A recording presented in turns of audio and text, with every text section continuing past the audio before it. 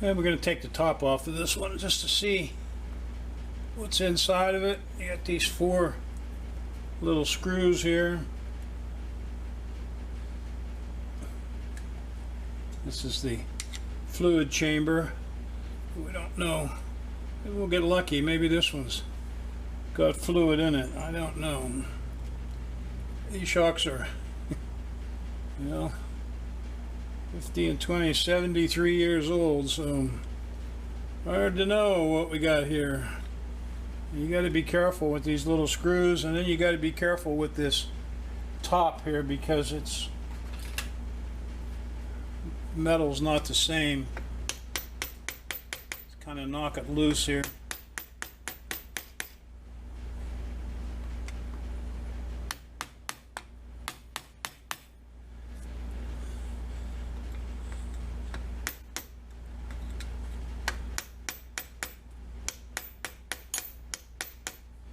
Starting to get a little tiny gap there. Don't know if we can get anything in there to pry that up or not.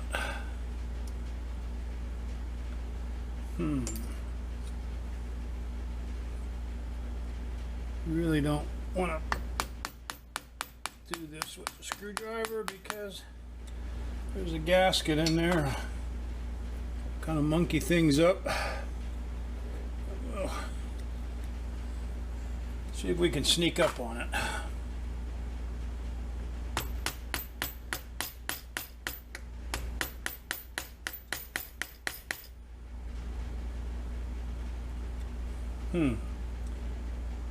Yeah, see, we've already chewed up the gasket.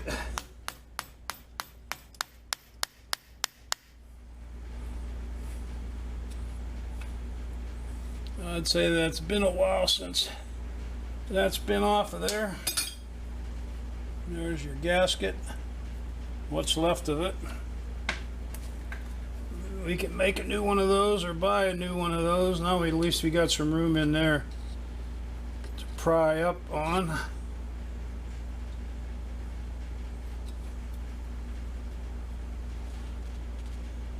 course, we had a little penetrating oil, it might help, but nothing within arm's reach. Here's some more gasket.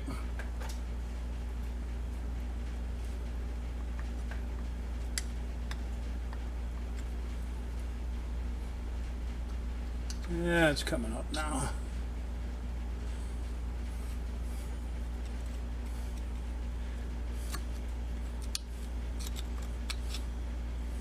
Be careful, you don't want to break these ears off or anything.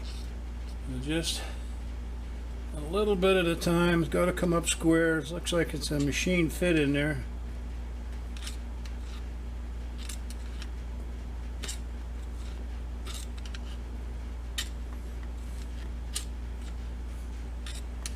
Yeah, it's coming. There we go. Almost. There we go.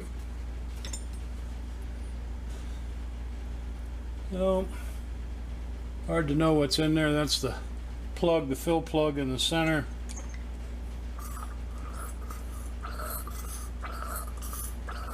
Yeah, there's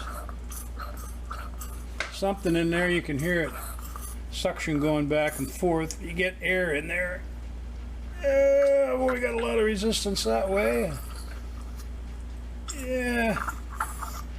The good news is there's still something in there.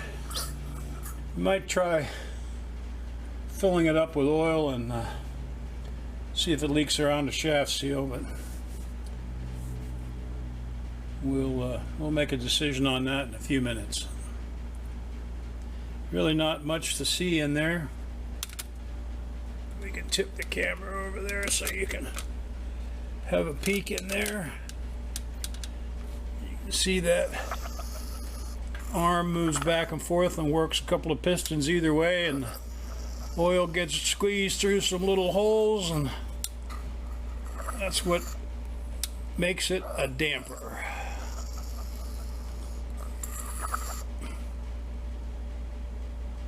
We put some oil in here, and we're just trying to work this back and forth to get the air out. And boy, that's got some pressure on it. So that seems to be working the way it should, really. Wow.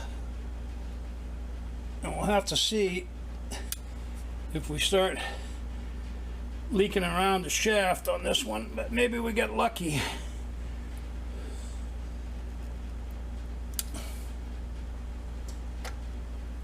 But essentially that's how that works. This goes on this arm on the bottom.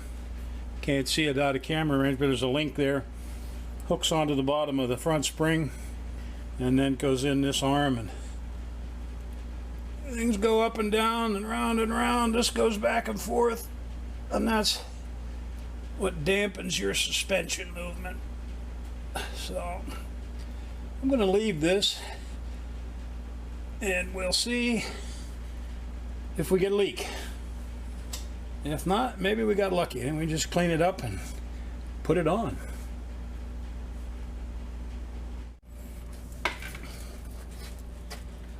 So this is a front shock, and I'm not real sure what's going on here.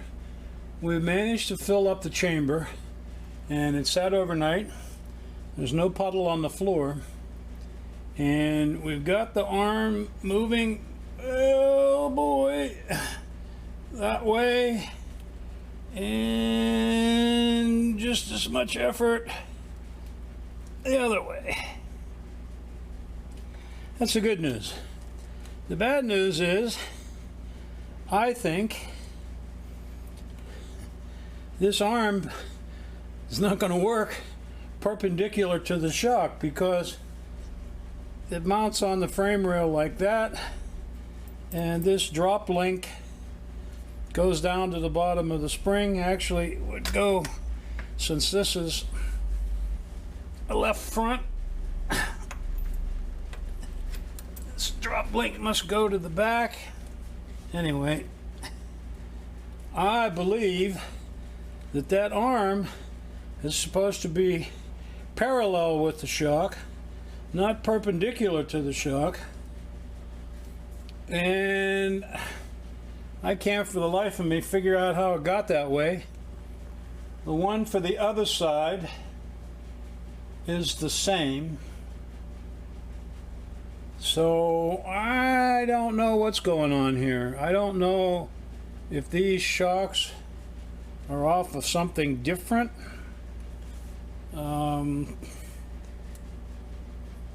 This I believe to be the shock for the left front, because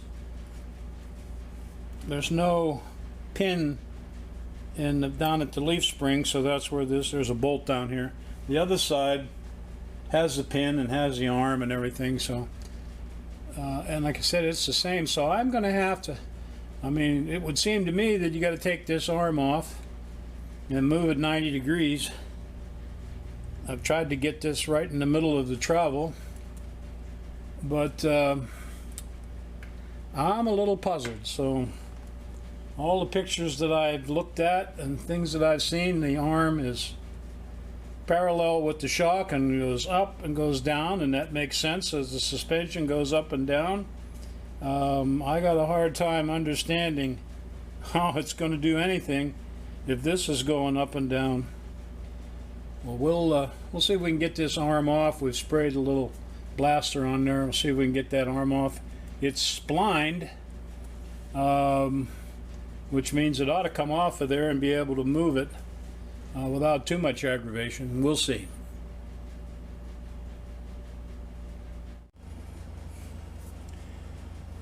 Well, we definitely have to figure out how to get that arm moved. So I've taken this other shock and I've decided to tear into it just to see how complicated it's going to be. First thing you got to do is you have this plug in the back side of the housing, and you got to get that out of there. So what I did was drilled a hole in the center of it, and I've got a slide hammer with a barb on the end and screwed it in there and popped it out of there with the slide hammer.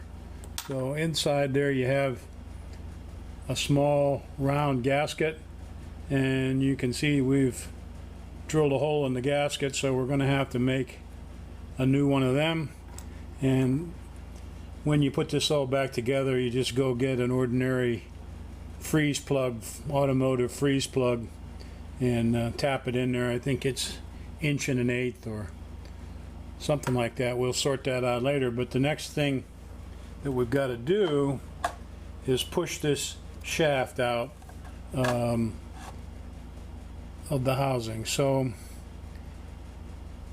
we'll see how that works. We got to go back and get at the press and see if we can push that thing out of there. I don't know how that's all going to work out, but we'll find out. Well, after an excess of bad language and consternation, we managed to press this shaft out of the housing. And this is what you get. This spline runs on the guts inside. And this is the part that is press fit into the backside, and then the seal goes here.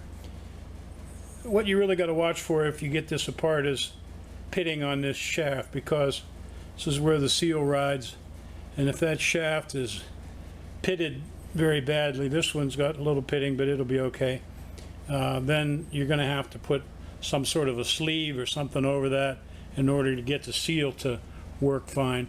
And now that we've got this apart, we're going to have to get this seal out of here. This thing here is like chewing gum. I don't know, I guess from all the fluids and stuff have got to it and just made it gooey. So we got this far, we might as well dig that out of there. That seal, from what I can see, is about a 1/2 inch thick. And I think what happens is when you get new seals, hard to find an original style.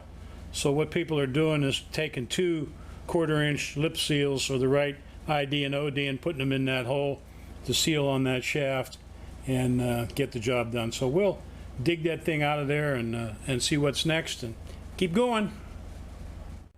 Just to recap a little bit on this shock absorbers, what we've done is pressed this arm and shaft out of the housing. So in order to do that, you have this metal plug in here and this washer behind that. We drilled a hole in the metal plug, used a slide hammer, pulled it out of there, put the shock in the press, pressed the shaft out, and then what we did, we dug out this gummy rubber seal, easy for you to say, out of the housing. Have no idea what this is, but it's almost like chewing gum, and it's one of those things, if you get it on your hands, you never get it off. So we dug that out. We've replaced it with these little lip seals. Got a spring behind it. This is a Viton seal, probably a little bit overkill for this, but I don't want to have to do it more than once. And what we've done is we put 2 of these in that cavity to take up the space of the original gummy seal. I don't really think you need 2. You know, one seal's going to seal or it isn't. Anyway, we put 2 of them in there, and we had to press the shaft back in. And now what we've got to do is put the paper gasket in the back,